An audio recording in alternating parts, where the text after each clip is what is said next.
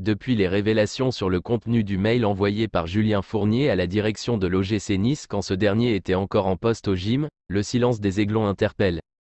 En effet, face aux graves accusations portées contre Christophe Galtier, les réactions en provenance du club azuréen sont très peu nombreuses.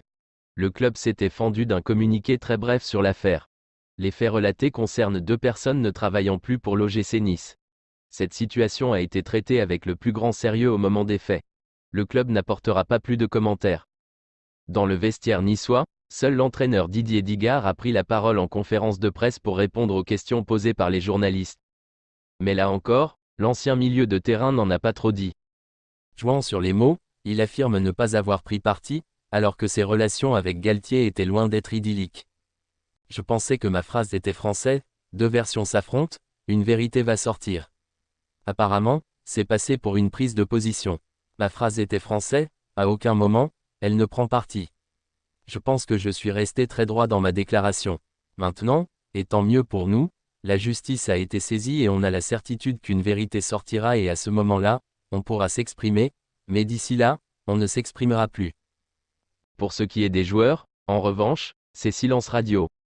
Les médias ont bien indiqué que les Aiglons n'avaient pas apprécié les sorties médiatiques de José Fonte et de Bouraki Ilkma en faveur de Galtier, mais aucun joueur de Digard n'a brisé le silence.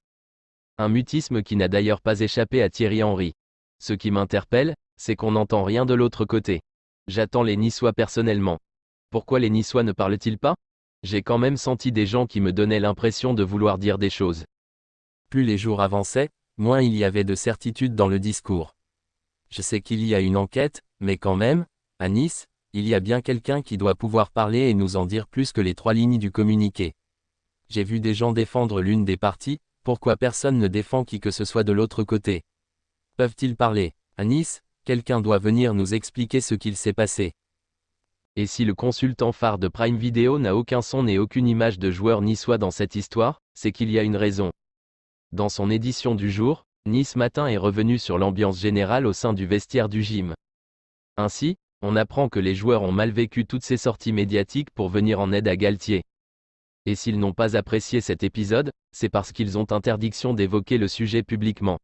Après avoir brièvement communiqué sur le sujet, le club semble donc vouloir brider un maximum la communication sur cette histoire.